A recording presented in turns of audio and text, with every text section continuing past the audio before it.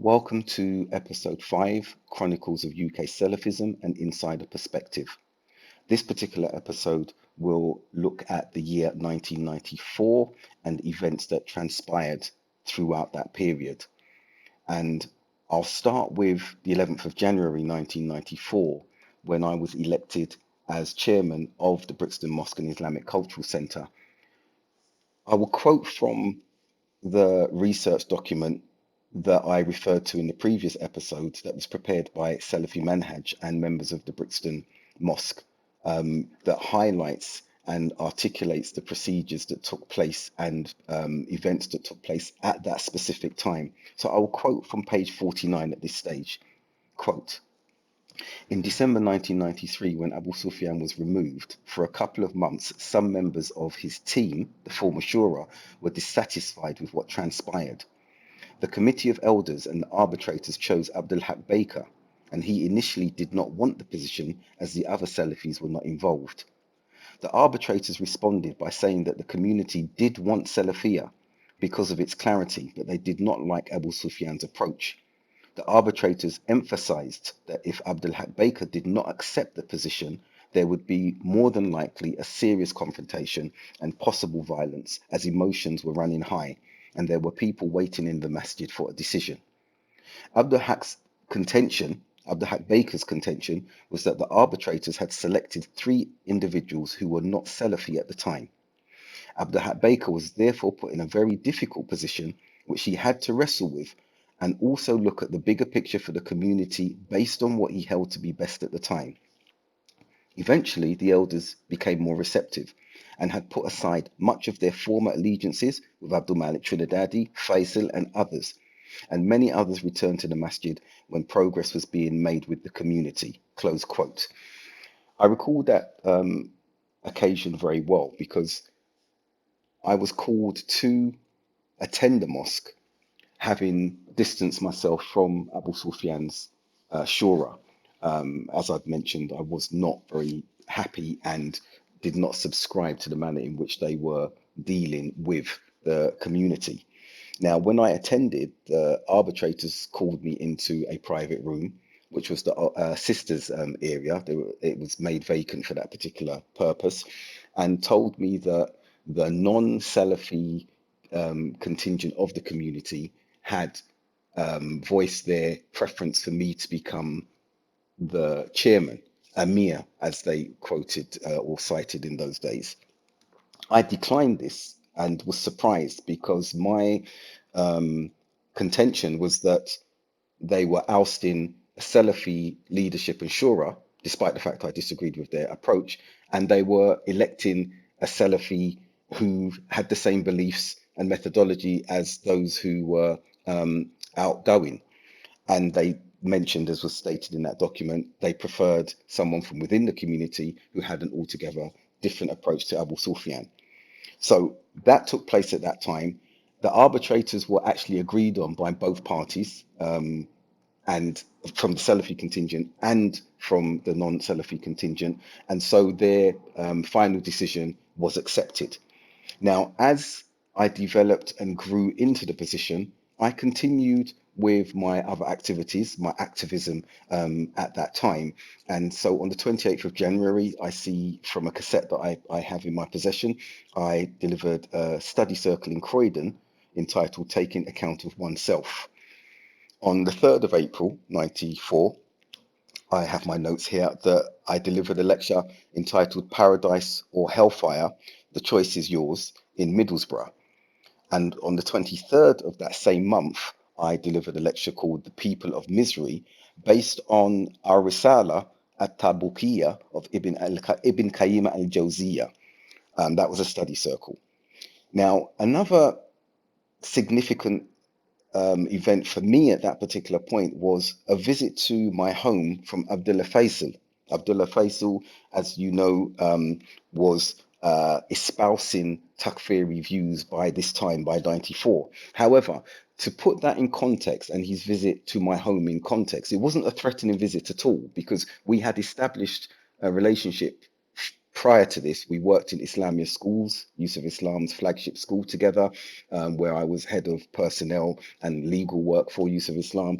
Faisal was an imam and teaching religious studies. So we knew each other from this particular perspective. But preceding that, in 93, for a period when the Morabitun leadership, sorry, 92, leading up to 93, the Morabitun leadership had banned lessons for us as Salafis from Brixton Mosque, and they were moved to Surat Abdul Malik's home. And Faisal, who professed the Salafism at the time, was teaching us in Surat's home. However, those study circles came to a rapid conclusion when Faisal started petitioning us to violently overthrow the Morabitun leadership in the mosque. And that would be, as I said, early 93, that led to Black Sunday, I would dare say. We disagreed with this perspective. We even spoke to one of the scholars that he told us to contact, Sheikh Jibrin, at the time in Saudi Arabia, who totally rejected this approach and said no student of his had that sort of approach. Faisal then stated he would seek assistance from another congregation that he was teaching and having study circles with in North London. At that point is when there was a parting between us and Faisal. The study circles in Surat Abdul Malik's house ceased, and that was the last time we would be having any sort of engagement with Faisal in let's say, in an environment like that. So fast forward into the 21st of April 94, Faisal coming to my home was to deliver a gift. It was a book by the author Taha Jabir al-Awani, published by IIIT, and it was called The Ethics of Disagreement in Islam. The Ethics of Disagreement in Islam. And in that book, which I still have and I'm reading from, I'll quote what Faisal had written in his handwriting: presented to the Emir of Brixton Muslim Community, Abdul Haq Baker, on the 21st of April 1994, by Brother Faisal. So this was the context in which he visited me, and he requested that he be permitted to teach in the mosque again. And I refused this on the premise of his beliefs that were now clear, the Khariji, Takfiri, violent extremist beliefs, unless he recanted all of these and returned to what we believe was the original position he was on of Salafism. He agreed. At my doorstep, he agreed to do this. However, when he turned up at the mosque, it was on a Thursday, and we were waiting for him to get on the pulpit to begin with this recantation.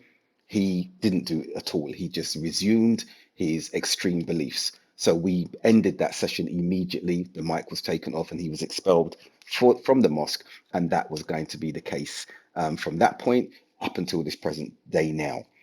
So that was a significant event for me, and a surprise, should I say, that he visited me with this book on the 21st of April. Continuing with my activism as I grew into the position of chairman, and as the community started focusing on a program of learning, a program of engagement with the wider Muslim community and the wider non-Muslim community as well.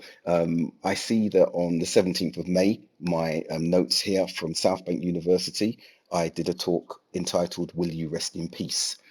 On the 19th of May, I was in Luton and delivered a lecture entitled What It Means to be a Muslim.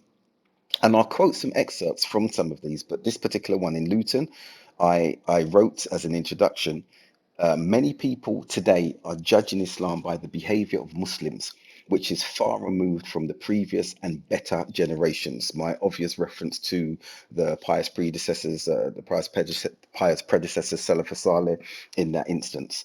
On the 11th of August, I delivered a lecture entitled Imitation of the Non-Muslims, the Arabic word kuffar, based on Sheikh Nasser al-Aql's book. And quoting here, I stated, many of us today feel inferior as Muslims and really have a longing for the glitter and ways of the non-Muslims. In that lecture, I also looked at imitation in belief, in worship, in behavior, conduct, and morals to highlight the inferiority complex and weakness of Muslims at that particular time. On the 28th of September, I was in Croydon delivering a study circle on the rights of women in Islam.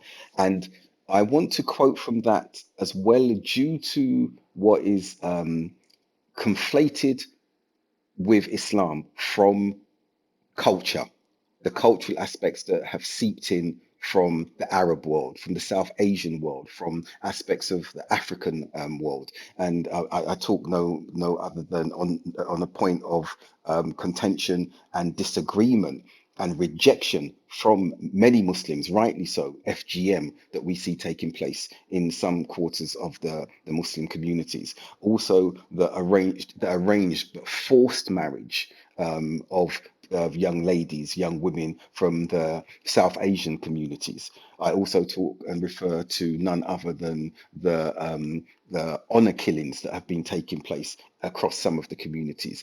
And these conflations with Islam and the patriarchy and misogyny that have been implemented culturally under the banner and guise of Islam was so significant to us as converts that we had to address it and were beginning to address it. However, that doesn't mean that we didn't fall into some of the same mistakes that we were witnessing with regards to the role of the man and the woman because of the nature of teachings that we were receiving. However, as converts coming from a non-Muslim background, we were able to look head on at what was being presented as Islam and what was really in actuality culture. So I'll quote from my particular talk, study circle on this occasion. The woman's environment and atmosphere must be conducive for her to suitably worship Allah. It should not be the man's intention to marry and thereafter enslave his wife, not spending any time with her, speaking harshly and generally using her.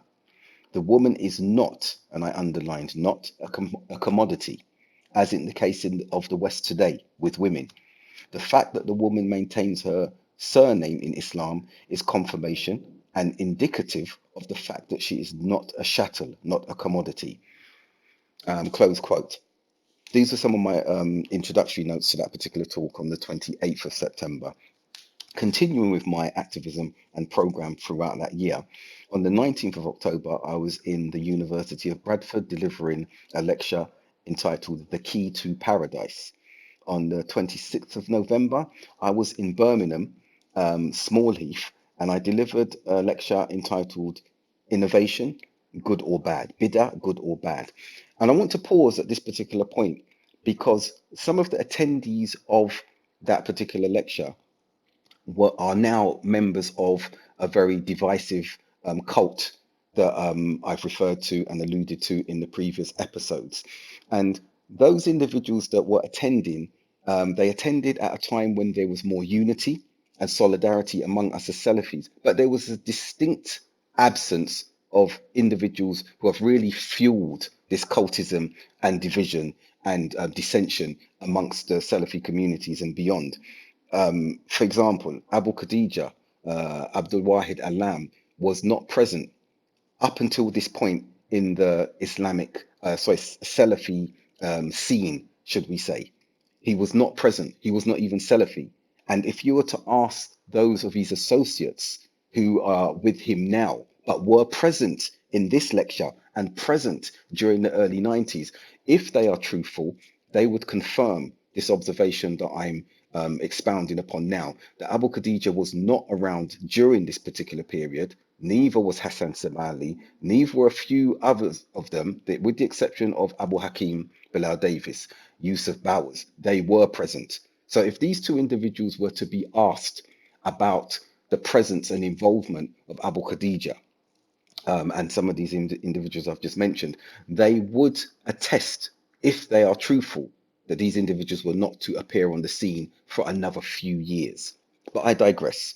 On the 14th of December, I delivered another lecture in Birmingham on the subject of Christmas.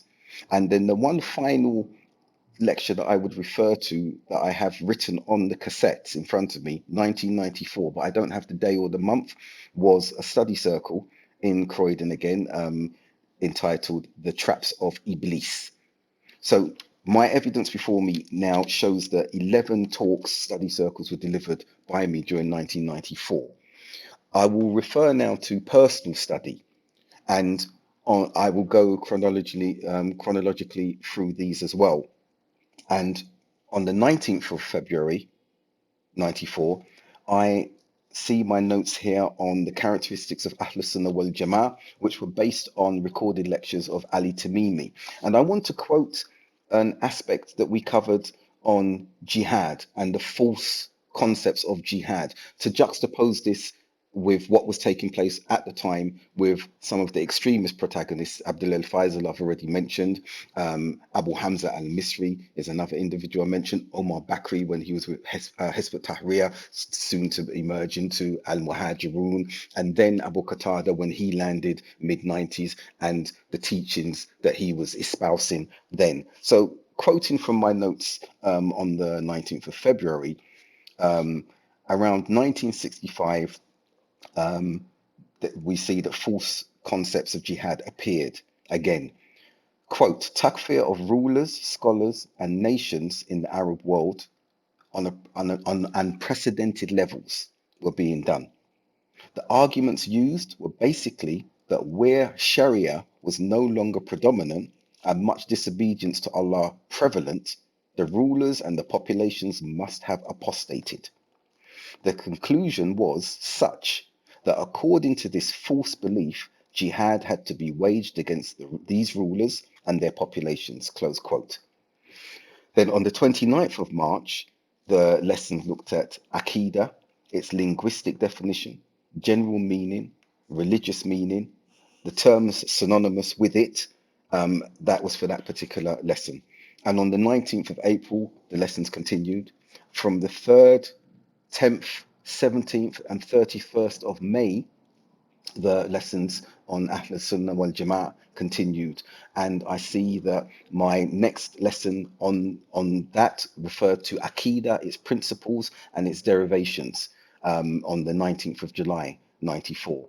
There was a lesson before that, sorry, two lessons, one that's related on the 7th of June, but then there was another lesson before the 19th of July on Sharh al-Aqidah al-Wasatiyah of Ibn Taymiyyah, again from Ali Tamimi's tapes. And I see, and I've counted, I had 30 pages of handwritten notes on that occasion for that Aqidah al-Wasatiyah notes, and also an 8-page handout from Jimas. Now, moving towards a conclusive stage of this particular episode, I want to refer to another momentous event that happened within the Brixton community as it was settling, as it was progressing and growing, and united under the new leadership. Iqra Independent School was established in September 94 by four sisters, women of our community, very progressive, academic, intelligent, Salafi women, and was supported by the management of the mosque in that instance then. Iqra Independent School now continues to flourish. The motto that was established by these women, these founders, was training in this life and the hereafter, or training for this life and the hereafter. It's now part of an academy. The school has grown and it continues to receive outstanding awards from Ofsted. Looking at the global climate now and events that were occurring in 1994. In April, the 6th of April, the Rwandan genocide began with the assassination of the president. On the 22nd of April, 7,000 Tutsis were slaughtered in a stadium by the Hutus. On the 10th of May, Nelson Mandela was sworn in as South Africa's first black president. And I'm referring to these events in Africa for a reason. And that was that due to our idealism and the second stage of the convert's cognitive development framework, that being the youthful, formative, idealistic stage, we as growing Salafis did not pay much heed or attention to these huge events that were taking place in Africa. And Instead, our focus, or the focus of those who we were learning from, was more towards, I would say, uh, what we thought was Islamic in its entirety, had smatterings of cultural aspects to it. So, for example, there was always the focus on what was happening in Kashmir and in Afghanistan, this Muslim focus. And I would argue at this particular juncture that when atrocities are taking place as Muslims, it's irrespective of whether the victims are Muslim or non-Muslim, there should be a concern. This is what the Muslim Ummah, this is what Muslims are about with regards to their charity, with regards to their aid, with regards to their support. But we saw an absence of focus on anything to do with Black issues, African issues, African Caribbean issues, African American issues. There was a lack of focus completely. And in some instances, that caused consternation amongst the wider Black Muslim community that we were interfacing and interacting with. Some who accused us of becoming Arabized due to the dress that we were wearing, the thobes, and the way we were wearing the scarves, which we interpreted as Sunnah. But we, in some instances, there has to be a concession that it was an aspect of Arabization. Other individuals and sisters moved towards wearing shawar kameez, the more South Asian dress that's predominant amongst the Pakistanis. Others started dressing in similar attire to the Somali community, and some particular cultural emphasis from other communities. And that oversight on the Black communities and Black issues was something that was going to come back to us later on. But our ignoring it, our oversight of it, I think was a mistake from us as converts, as African Caribbean Muslims, and the little emphasis that was played, some would argue, was due to the racial climate and the racial mosaic of the Muslims in Britain at the time. Issues of racism were prevalent, which surprised us, but our idealism was what we were holding on to. And I want to quote from the Black Sunday event on the 2nd of May, when one of my close colleagues and associates, Abu Sophia Talib, stated during that Black Sunday event. And this underscores the idealism and the second stage of youthful development that we were at. He stated, we have we have to come out of this concept where we see ourselves coming from a Black community, a white community, from an Arab community, and understand that the only community in the eyes of Allah is the Muslim community. Brixton itself is a microcosm of the whole Muslim Ummah, not just a little parcel here in southeast London. Close quote. Such a statement is real in its idealism and what Islam espouses, as we see in Surah Hujurat. However, the reality was altogether different amongst the Muslim communities and continues to be altogether different with the racial divide that exists within Muslim communities across the UK today. And I'll conclude on that particular point, again, underscoring that identity as Salafi Muslims was significant. However, that identity is not one that should remove conducive elements of our cultural mosaic, because we saw that that didn't happen amongst the South Asian communities, the Somali communities, and the Arab communities. And so the question remains is, why was there that removal and that encouragement to distance ourselves from our local British urban Black communities or cultural backdrops?